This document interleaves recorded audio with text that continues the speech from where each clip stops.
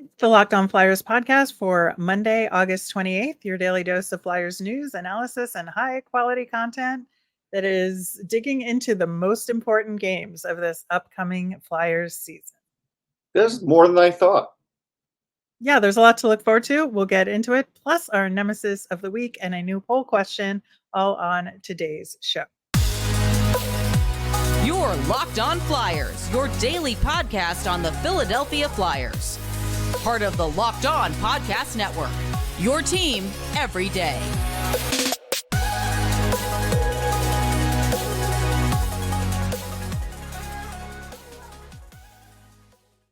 Hey there. Thanks for making Locked On Flyers your first listen every day. I am Rachel Donner. You can find me on the app formerly known as Twitter at rmiriam.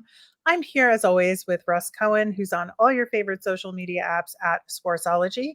We as a show are on Instagram and Threads and Blue Sky at Locked On Flyers as well. You can subscribe or follow us for free on YouTube or on the SiriusXM app, anywhere you listen to podcasts. Subscribe to get our latest episode as soon as it's available here on the Locked On Podcast Network, your team every day. Russ, I was looking at the schedule, and like we were just saying before we started recording today's show, there's a lot more like really exciting opportunities in games on the schedule than you might have thought. Yeah, there's definitely some biggies, and there's some that'll have national attention too. Which again, for a team that's not going to be great, to have some national attention is going to be good. Yeah, I think it's the right kind of national attention. I think the rebuild is getting some really good coverage nationally. Hmm. I also think that the Flyers only having 12 national games this season is about the right number. Yeah, Usually it's been overinflated, so I like to see it kind of settling out for the Flyers, and that's a good number to have.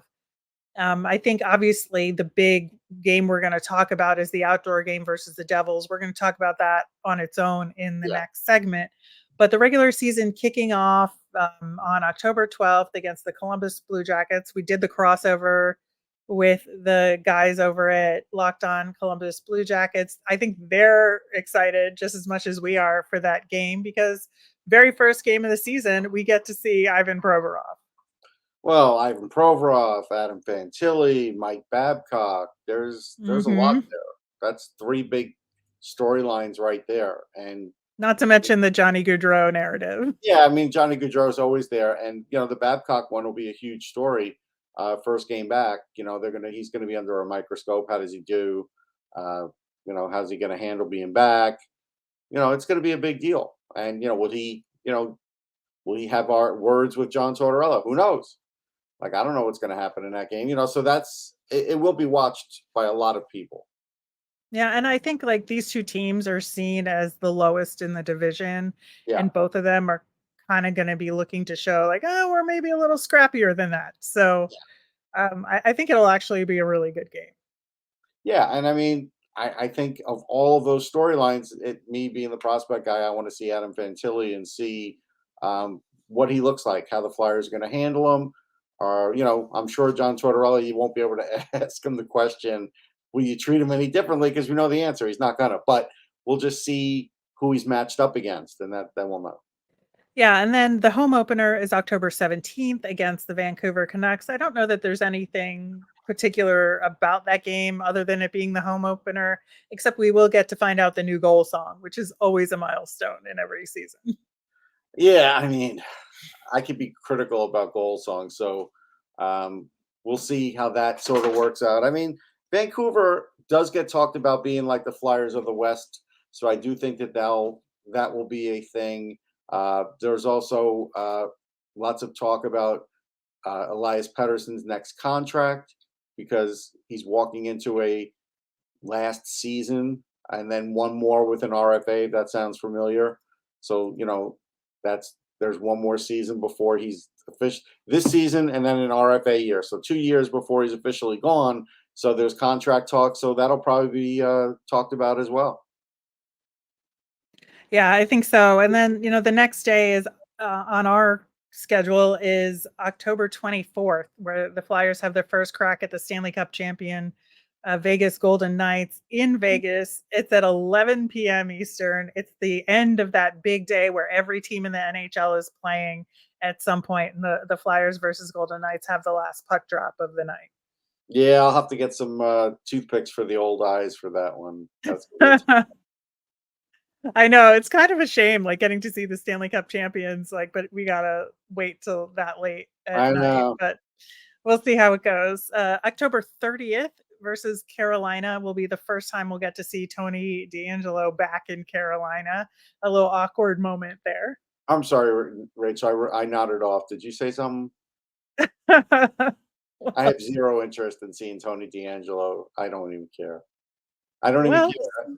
some people do Some people care. will, but I just don't. Yeah, I think, looking at the way the Flyers are gonna roll this season, I think we won't really get a sense of who this Flyers team is until like early November. And I think that looking at that first West Coast road trip, the California trip, there's like the California trip, and then later there's the Pacific Northwest trip. The California trip, November 7th versus the Sharks, the 10th versus the Ducks, and the 11th versus the Kings.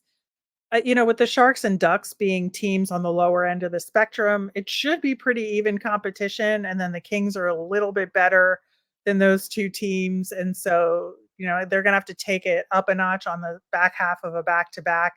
So I think this will kind of really put a stamp on what this Flyers team will be this season. Yeah, I think so. I think, you can look at them compared to those teams because, quite frankly, all those teams are going to probably be in the lottery. So you could see Hmm. where they stack up and who looks better than whom. And yeah, I Yeah. think that'll be interesting. Yeah. That's certainly my interest in Not the those Kings, games. obviously, the other two. Right, right. That week, they're playing Carolina on that road trip as well, but there's a few days in between after that, so I'm just kind of focused on those games in California Yeah. at the moment. And then after that, we have November 19th, which is Columbus in Philadelphia, and that's Provy's return to the Wells Fargo Center, so that'll have its own level of drama, similar to the opening game. Yeah, I'm sure there'll be people putting up signs and warm ups. I can almost guarantee that. Uh, yeah, it'll be interesting. I don't think there's going to be that much malice from the fans to him. Maybe a few boos. There really shouldn't be any boos, honestly. I know. Again, for what he gave you on the ice, I think that's what you should really focus on. I get the other stuff, I do, and I didn't like it either. But he gave you a lot on the ice. He did. Yeah, and then looking at a couple of the Metro Division rivalries, we have November 24th. That's our Black Friday home game, the traditional Black Friday home game against the Rangers. First time with Peter Laviolette behind the bench that we'll see at any rate. Yeah, and I think that's notable. You'll probably see a float in the parade that talks about it. No, actually, no, that's the gobble. That's the other game. Never mind. But it'll get talked about locally. And yeah, I think there's interest with Laviolette coming in as a Ranger head coach. I think certainly it will have a different look. So we'll see what that looks like. Yeah, and then December 2nd is the first Penguins game, which again, that's wild the way the schedules are structured that these rivalry games are pushed later in the season. Yeah, and this is, again, a new administration for them. While they still may have the same core, they've got a lot of different players. And I do think, Flyers fans will want to see how they look against this Penguins team. I do feel like they're still going to be interested in that. Yeah, and then January 27th, the Boston Bruins come to the Wells Fargo Center, and that's where we'll see James Van Riemsdyk and what is really a much different Boston Bruins team this season with the retirements that they've had. I think by then we'll kind of get a sense if they're anything close to what they were looking like last season, right? Yeah, I think we'll have a good idea at that point. I think JVR will get a video, and he deserves that.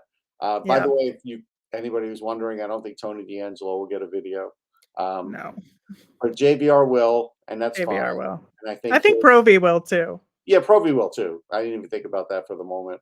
Yes, he'll get one too. So I think that and that's worthy. Yeah, I think so as well. Looking ahead to February and March, again, the schedule is weird this year. So It we don't is, see Chicago Blackhawks until February 21st, and that is on the road, and then March 30th at home. So for fans at the Wells Fargo Center to see Connor Bedard, they're going to have to wait until March 30th which is to do nuts. so. That's nuts. It's like Yeah. might as well just like forget about it for a while and just it'll eventually happen. But my gosh, Yeah, I know. We're gonna have to wait a long time for long time. that.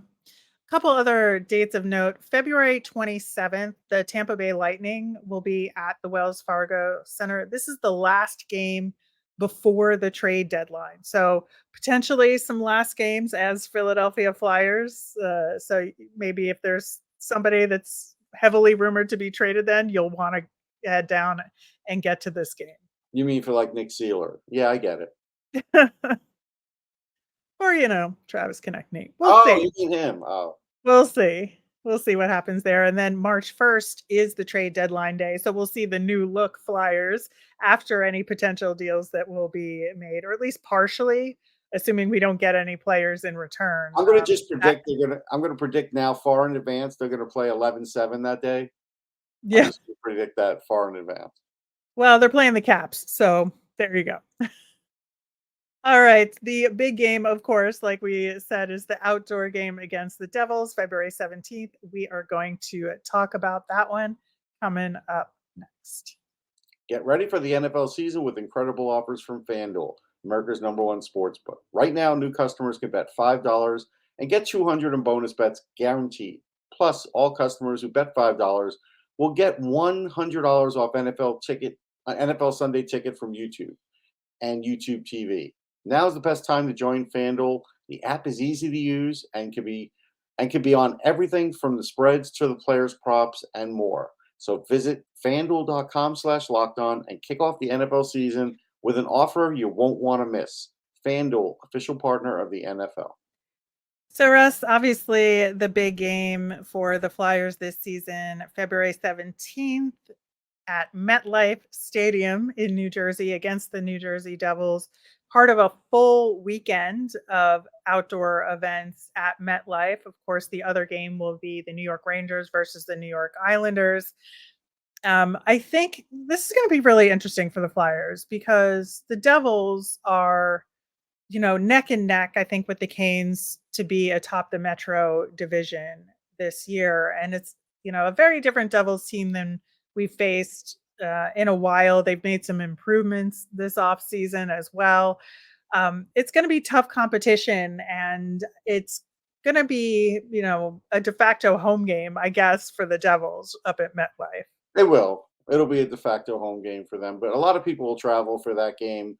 It'll be fun. MetLife is it's a nice stadium, but it's big. So when you get there, it's going to take a good half hour to get to your seat. So just know that by the time you either get off the train, get your car parked, start going in, start taking escalators, it takes a while. So just keep that in mind. But I think the sight lines will be pretty good. It will be fun for sure. And I've been to every Flyers outdoor game, and I've been to a large percentage of the NHL outdoor games. I'll probably go to both of those. So yeah, you don't have to get me excited for an outdoor game. I'm already excited. Yeah, I have also been to every Flyers outdoor game, and I think that this one is, I think, going to be emotionally challenging for a lot of people because the last outdoor game the Flyers played had so much happening in it. Yeah, So it was, if we recall, against the Penguins at Lincoln Financial Field. It was Wayne Simmons' last game as a Philadelphia Flyer before that trade deadline. A lot of tears were shed over that one. oh yeah, It had that incredible come from behind victory. Jake Voracek with that incredible shot. Claude Giroux with the overtime winner with that, remember that. iconic image of him with his arms up Yeah, after scoring that goal. And I just feel like any outdoor game the Flyers play after that, like that is a tough mountain to climb to compare. yeah. There's no question it's a high bar. And again, it was against Crosby and the Penguins too. So that's a whole other thing. But now you got to it's against Jack Hughes, one of the best young players in the league. So Mhm. Yeah, it'll be, charged up. I think it'll be, you might even see a fight outdoors. You might. Yeah, I think it is interesting because the Flyers are in, I wouldn't say the same situation as they were. I think you could argue that those Flyers were of a higher quality than the current team will be. But there was sort of an underdog feel to that team, and it was sort of becoming abundantly clear that the Flyers were going to be sellers at the Yes. trade deadline, and that just the gap between the Pens and the Flyers was pretty big then. And so I feel like there's some of that similarity could happen this year with the Devils being seen Mhm. as the heavily favored team and with those young stars like Jack Hughes. And wouldn't it be amazing if the, lowly Flyers could come in and win in an outdoor game like this? Well, So that's I, when I you feel have like, the best chance to do that yeah. as the underdog is to win on an outdoor game because there's a lot of things that level the playing field. Yeah, because it's home ice for the Devils, but not really because it's a whole different environment. Yeah. Obviously, the outdoor conditions, who knows what they're going to be at that time. I do think that having the two games there back to back, making it part of a bigger celebration of the game and the outdoor game will have something to do with it as well. I also kind of think this is the B game compared to the Islanders versus the Rangers might be considered the more marquee game of the Yeah, two I think cups. that's fair to say. I do. I think because you got to remember the Islander fans, a lot of them are Jets fans. And so for them, they're used to going to a couple football games a year in MetLife. Mhm. So they're actually that fan, depending on how they sell tickets, Rachel, there will be a ton of Islander fans there. It could be more of a split than you think. It could be more Islander fans. For the Islanders Rangers game. Oh, for Islander Ranger, I forget. I kept why my mind was I thinking Islanders Devils. Yeah, even for Islander Ranger, yeah, Ranger fans buy a lot. So I think it could be a split though, an even split where I think in a lot of other circumstances it wouldn't be with those two teams. Yeah, I do wonder if some like Islanders and Rangers fans will get tickets for the Flyers Devils game just to mess They things might. I up a mean, if they little don't bit. sell out, they definitely will. Um, I could see some people just going for both. I think because it's easy. It's easy to go Mhm. take the Northeast Corridor and do it train wise. So I could see that. That's interesting. Yeah, I do look forward to a lot of Flyers fans making the trip though again because They it is will. so close. It's only a couple hours away. It's not like you have to get on a plane. You can make a day No. trip of it. So But let's be if fair. I think the real hardcore ones are going to go, and I think a certain amount of young ones are going to go. But there's going to be some fans that, if they're not having the greatest season, are going to be like, "I'm not doing it." And I get it. I think that's going to happen too. I think a big part of it will be the jerseys and what they look Yeah, like. sure. Because I think that can make a big impact. Like when those outdoor jerseys are really nice, like they tend to sell and people want to get the specific merchandise that you can only get at the stadium. That's fair. Yeah, so we'll see what those end up looking like this season. Things have been sort of quiet about that weekend so far, as well it should be, because like right now the NHL is gearing up for their Australia games. Right. So I think they have like bigger Yeah, where fish are to they in fry. Melbourne? Yeah, in Melbourne. Yeah. So which also should be pretty exciting and fun. Yeah, that's fun. Yeah. Yeah. So I do think though for the Flyers, like the stakes for this game are really that, overcoming that underdog billing that they will have, or that, they're in a rebuild, so there's no expectations, which I think is a good thing. I think going into a game like this with moderate expectations is creates a situation where they could potentially win this one. Well, and the grumpiness for Torts in an outdoor game is palpable. I've covered that Oh yeah. before, and it's there. He does not love it. No, he does not at all. He may try and sit in the press box for this one, but there's no way they'll let him. No, I So, don't think the league would allow it. I think they're going to make him go out there in the yeah, element.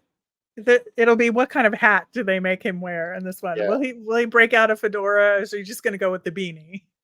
I'm trying to remember what he wore the last time. I think he did have a fedora-ish hat.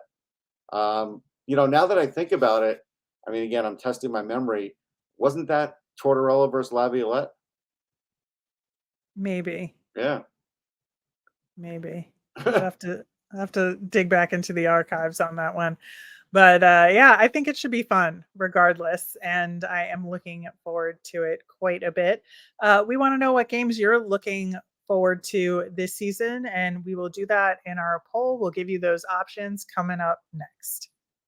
All right, so it was really hard for us to narrow down the games we talked about in terms of which ones we'd put in our poll. So we picked 5 good ones from the schedule. If you have any that are, your most important game or the ones you're looking forward to the most, please feel free to mention them in the comments of the separate YouTube poll post that we will put out there. So the 5 that we're putting in the official selection are, of course, that outdoor game, February 17th. We've got opening night, October 12th against Columbus. We've got the home opener, October 17th versus Vancouver. We've got that March 1st trade deadline day game, and then the Black Friday game against the New York Rangers. So This is a tough vote. I really don't yeah, know how it's going to go. I don't. I don't either. I am very much looking forward to it. We will give the results of that on Friday's show. Moving over to our nemesis of the week. Last week, we talked a lot about getting sucked into comparing the Flyers to other teams, which we did a lot of on this show. And so it held true. I think that when you're in a rebuild, it's hard not to compare yourselves to other teams going through a rebuild and who's making the most progress and all of that. And, by the time the outdoor game rolls around, I think we'll have a sense about how year one is going. That's for sure. And continuing on the theme of this episode, my nemesis this week, it's the New Jersey Devils. I don't like them. I've never liked them. Having to play them in an outdoor game is just like, especially when the Devils are on the upswing, and again, they have all those great players, and it's just infuriating. I still, to this day, like, somebody mentioned Scott Stevens, and I cannot manage my emotions. And so, like, to have to deal with like all this pomp and circumstance around the New Jersey Devils, I'm not going to enjoy that part of it one bit. I just don't like the Devils, Russ. And so because we're thinking about it this week with the schedule and looking ahead, that is why they're my nemesis this week. I have friends all around the league, so I don't necessarily feel that way, who work for different teams. But I do want to say my nemesis this week is whenever there are other sports doing well, then they always compare it to hockey, right? So, as an example, like Lionel Messi is getting more viewers for the MLS. So now it's like, well, where do they sit compared to hockey and viewership and at the gate and all that? I'm sick of it. I really am. Hockey's a niche sport. It's worth over $5 billion. We're all pretty good with it. Whoever likes it likes it. If you don't like it, I'm not going to try and talk you into it. And I don't care how it ranks next to the NBA or MLB or anything else. I really don't care anymore. And so it's kind of like I get it. If I'm going to write about it, sure, maybe it'll get mentioned once a year or something. But I try and stay away from it because at this point, they know what they are. They have their fans. It grows slowly, and I'm fine with that. Yeah, I can see. I don't like the comparisons either. I think you naturally have to do it, partially because it helps set the bar for what your TV deal is going to be for the league, right? So if you look at what your viewership has been, that's going to determine how much your league is worth, and that's how much the league is going to make. That's how much gets They could split do with it the towards each revenue one. You sharing. know what I mean? They could say this is the MLS compared to F1, but they always pick out the NHL. That's basically my beef. No, that's absolutely true. So I think like you do have to keep track of these things in terms of just on its own and in terms of the TV deals and the contracts that are made. But as far as I do understand what you're saying, it feels like, people use the NHL as kind of like the low bar whipping boy, I guess, of Yeah. sports Yeah. viewership Yeah. statistics. And I get that. Um, as somebody who watches soccer and who likes MLS, I don't enjoy all of this messy stuff either. I think like European superstars coming over to, in their retirement years. I don't enjoy that narrative about MLS. So I've muted the term Messi Oh on wow, look social at media you. Very proactive. because I just can't deal with it. So I understand that even as a fan of MLS, and I was a season Yeah. ticket holder for a team for 6 or 7 years. So like I get it. But yeah, I see what you mean. The NHL should just be on its own, and it has its own problems in terms of growth of the game that we've Yeah, talked sure. I about. mean, we all are aware, keenly Um, aware of the good and the bad. yeah. But I feel like you can talk about it in a vacuum and not necessarily compare it to other leagues because Right. it is like apples and oranges in a lot Yeah. of ways. And there's plenty to critique about the NHL and what they do to grow the game, on its own. Like, there's, to use a soccer term here, there's a lot of own goal stuff happening with That's fair. with the NHL and how they're trying to grow the game. So I just don't know that the thing is always a valid approach to take. All right, that will do it for today's show. Thank you so much for listening. Of course, we'll be back later in the week with our mailbag and those poll results. As that reminder, we always do want to hear from you. So if you've got questions, you can tweet us at Locked On Flyers. You can email us at lockedonflyers@gmail, or you can comment over on YouTube. I'm Rachel. I'm on Twitter at rmiriam. That's RMIRIAM. I'm Russ. I'm at Sportsology, SPORTSOLOGY. Have a great day, everyone.